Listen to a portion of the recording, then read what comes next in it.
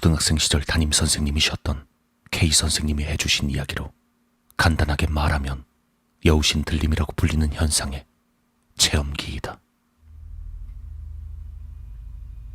K 선생님의 대학생 시절 어느 여름방학, 마침 시간이 남았던 K 선생님과 친구 A 그리고 B 두 명은 교토의 후시미 이나리 타이샤의 이나리 신사에 담력 테스트를 하러 가게 되었다.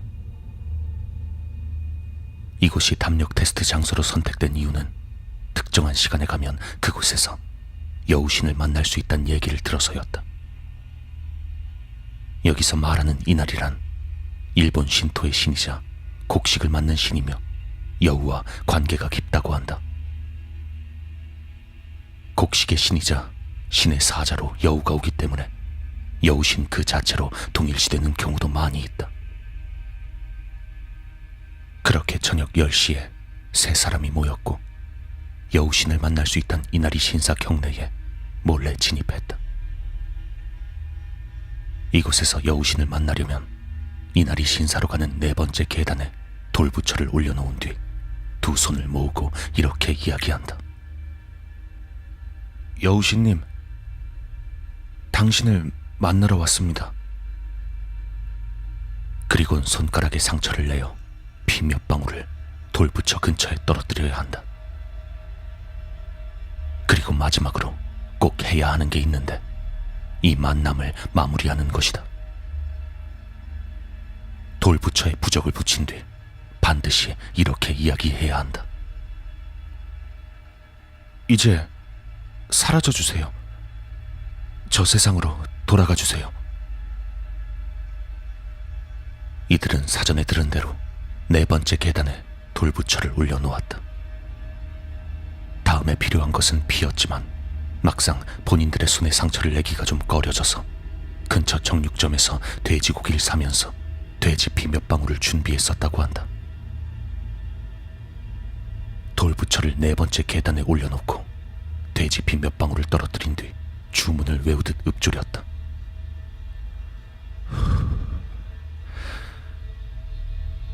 여우신님, 당신을 만나러 왔습니다. 그리곤 경내 여기저기를 돌아다녔지만 별다른 일이 없자 다들 실망하는 눈치였다. 그때 A가 뭔가 불안한 목소리로 말했다. 저기, 우리 이제 그만 나가자. 어? 다른 일행 둘은 그렇게 무섭지 않았지만 A의 불안해 보이는 모습이 걱정되어 나가기로 결정하고 출구 쪽으로 이동하기 시작했다. 그런데 출구가 있는 쪽에 가까워질수록 A의 안색이 점점 나빠지고 있었다. 야, A야, 너 괜찮아? K 선생님은 걱정 섞인 말을 건네며 A를 부축해서 걷기 시작했다. 하지만 출구 쪽에 다다른 순간 결국 A는 그 자리에 주저앉고 말았다. 그리곤 아래쪽을 내려다본 채로 자신의 어깨를 문지르며 말했다.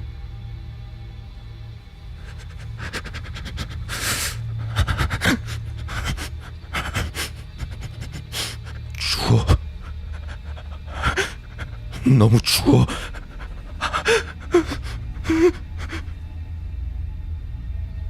서두에서 말했듯 이땐 여름방학이었기 때문에 저 정도로 추워할 이유가 없었다. 모두는 당황하며 A의 팔을 잡아 일으키려 해봤지만 A는 제대로 일어서지도 못했다. 야, 너 괜찮아? 일어나봐. 야, 추워.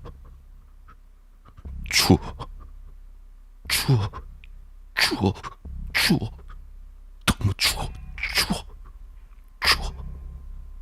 그러던 중 A가 숨도 쉬지 않고 중얼거리기 시작했다. 뭐가 춥다는 건데? 동시에 어깨를 문지르던 손이 점점 빨라져갔다. 정신 좀 차려봐. 야, 어느새 손톱까지 세워 벅벅 긁어대자 두 팔에선 배어나오고 있었다. 정신 좀 차리라고 이 새끼야. 너무나도 괴기스러운 상황에 슬슬 무서워지기 시작한 K 선생님과 B는 거의 억지로 A를 집까지 데려다 놓은 뒤 바로 해산을 했다. A를 따로 병원에 데려다 주거나 하지도 않고 그냥 집에만 둔 채 각자 자기 집으로 도망친 것이다. 이들은 이때 여우신과의 만남 때 반드시 해야 한다는 마무리 단계를 하지 않은 데다 심지어 돌부처 자체도 계단에 그냥 둔 채였다.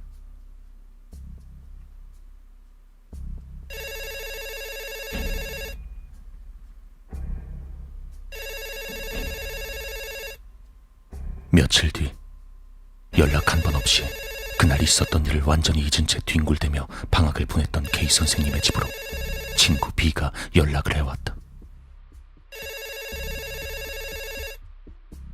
K냐? 너 괜찮아? 그 A가 좀 이상해졌대. 뭐? 아니 얼마나? 그때도 좀 이상하긴 했는데. 조금은 책임감을 느낀 둘은 A의 집으로 병문안을 갔다. 하지만 A를 만날 순 없었고 A의 어머니가 조취한 모습으로 나와 A의 상태를 이야기해 주셨다. A는 일반적인 대화는 전혀 할 수 없는 상태이고 짐승 같은 소리를 내며 날뛰고 있다는 것이었다. 방에서 내보낼 수 없는 건 물론이고 먹을 것을 가져다 줘도 벽에 던져버리는 데다 다 큰 어른이 대소변까지 가리지 못하고 그 변을 벽에다 칠하기까지 해서 결국엔 근처의 큰 정신병원으로 옮길 예정이란 것이었다. 무서워진 K 선생님과 B는 A와 함께 신사에서 담력 테스트를 했다는 말은 하지 못했다고 한다. 안쓰럽긴 했지만 잘 생각해보면 어떤 의미에선 책임 문제까지 번지게 될 게 두려웠기 때문이었다. 어쩔 수 없이 그날은 집에 돌아가기로 하고 그렇게 둘은 어떻게 해야 고민만 하다가 며칠이 지나버렸다.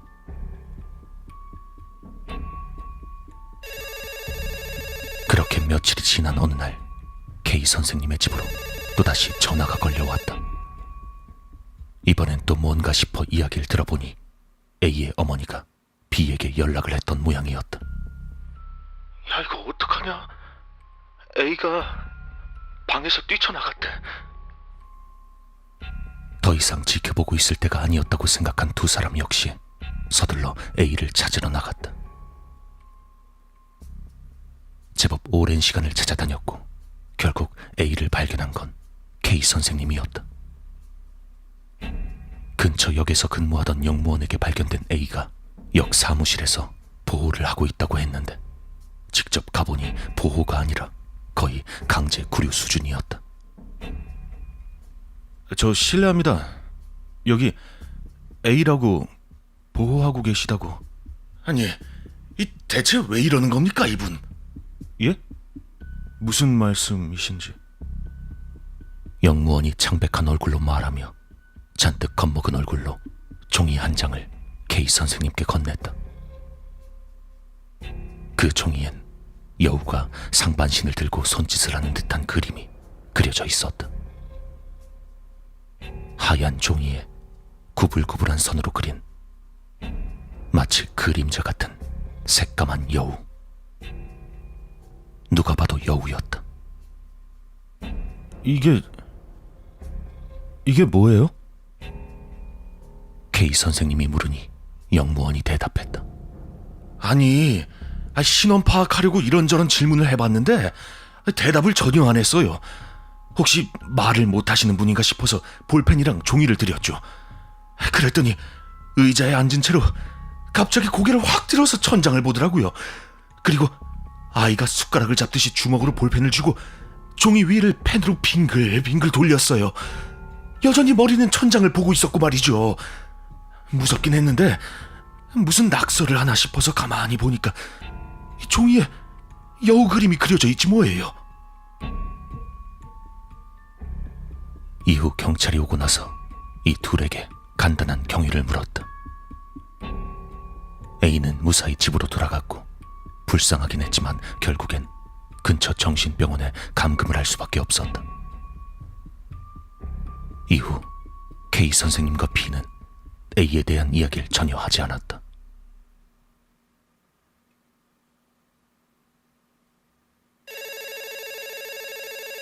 그렇게 또 며칠 후 한밤중 K 선생님의 자취방으로 전화가 걸려왔다. 이런 시간에 전화를 걸어올 사람이라곤 B뿐이었다. 하지만 받아보니 들려오는 목소린 다름 아닌 A였다. 여보세요? K냐? A야. 이제 다 나은 거야? 다행이다, 야.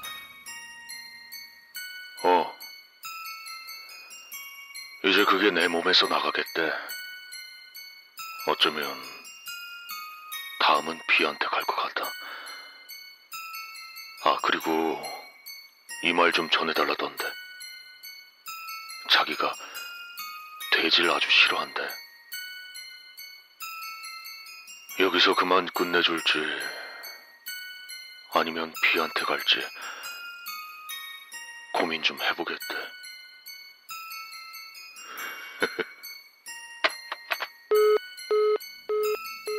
반론이나 질문할 여유도 없이 이 말을 끝으로 A에게서 전화가 끊겼다.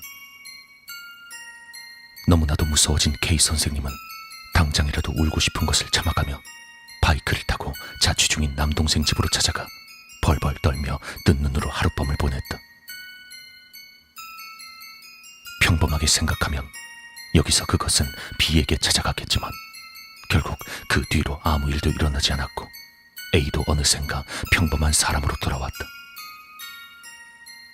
하지만 솔직히 말해 너무 무서워서 더 이상 A와는 어울리지 않았고 멀리했다고 한다.